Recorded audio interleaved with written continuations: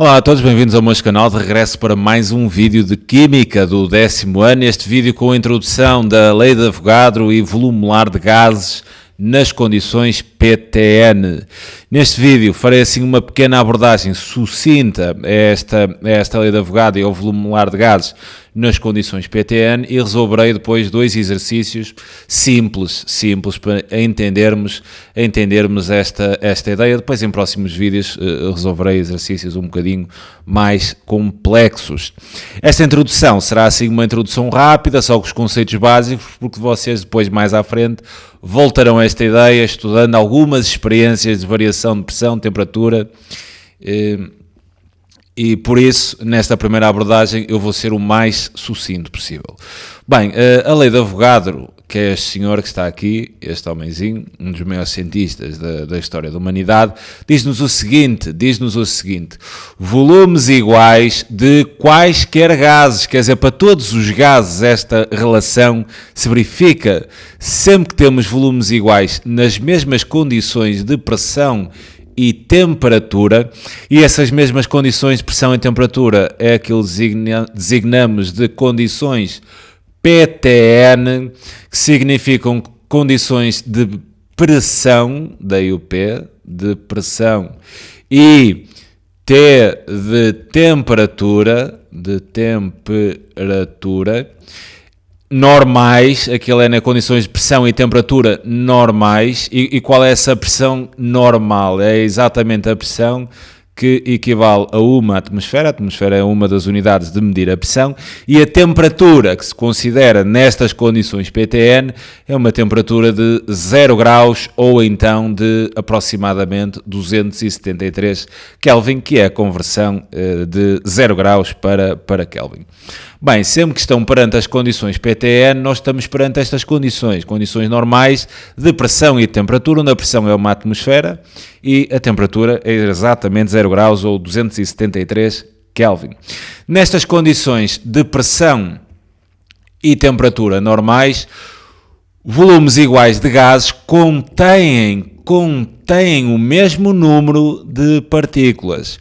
Ou seja, este fulaninho Avogadro descobriu, obviamente após várias experiências, que se tivermos 22,4 litros, ou a gente em Portugal usa mais decímetros cúbicos, se tivermos 22,4 decímetros cúbicos de qualquer gás, nós temos, ele contou, né, na sua experiência, neste volume de qualquer gás, nós obtemos 6,022 vezes 10 elevado a 23 partículas. Ou seja, em qualquer gás, nas condições de pressão e temperatura normal, se tivermos 22,4 decímetros cúbicos de gás, nós temos 6,022 vezes 10 elevado a 23 partículas. E reparem que este número não vos deve ser estranho. Isto é exatamente a nossa constante de Avogadro, e esta quantidade toda de partículas equivale à quantidade que definimos como uma mol. Uma mol são 6,022 vezes 10 elevado a 23 partículas.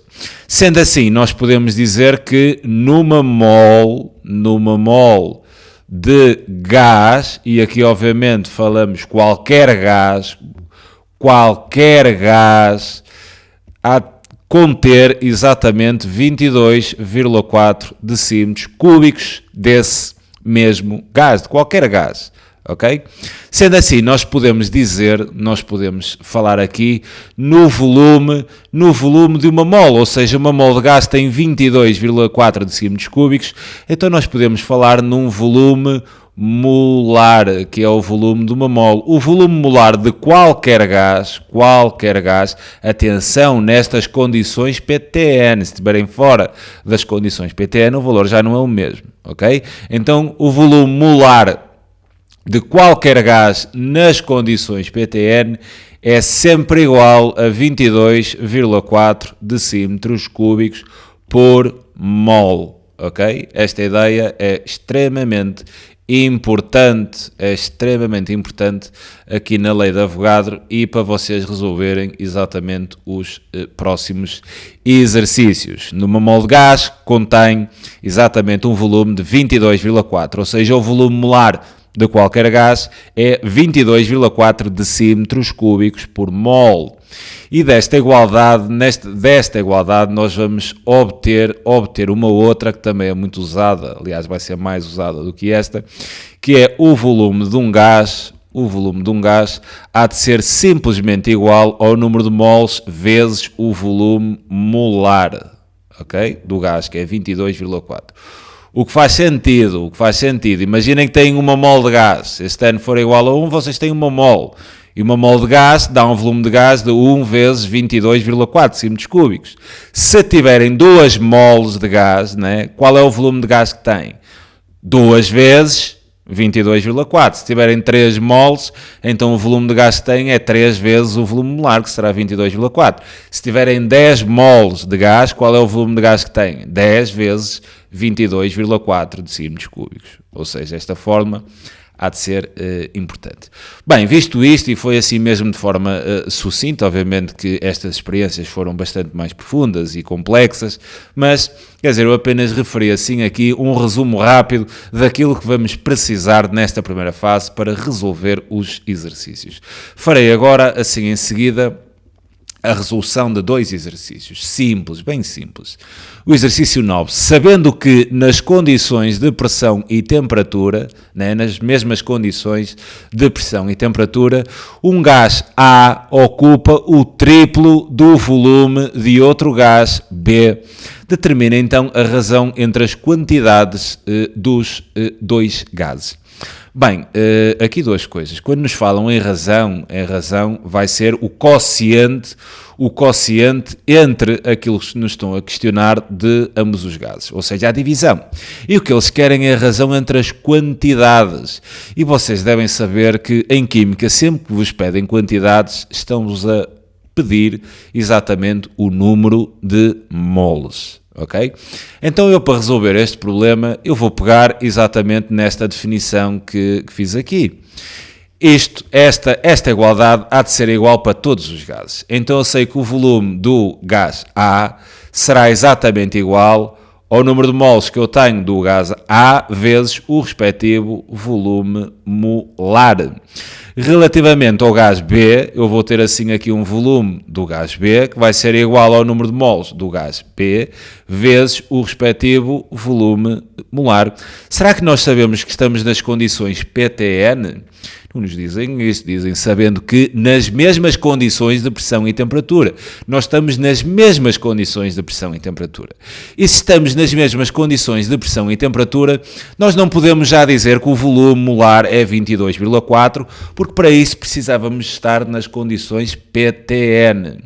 Mas o que nós sabemos aqui é que nas mesmas condições de pressão e temperatura, nessas mesmas condições, o volume molar de gases é o mesmo, ok? É o mesmo. O volume de uma mol de gás A vai ser igual ao volume de uma mol do gás B, porque ambos os gases estão nas mesmas condições de pressão e de temperatura.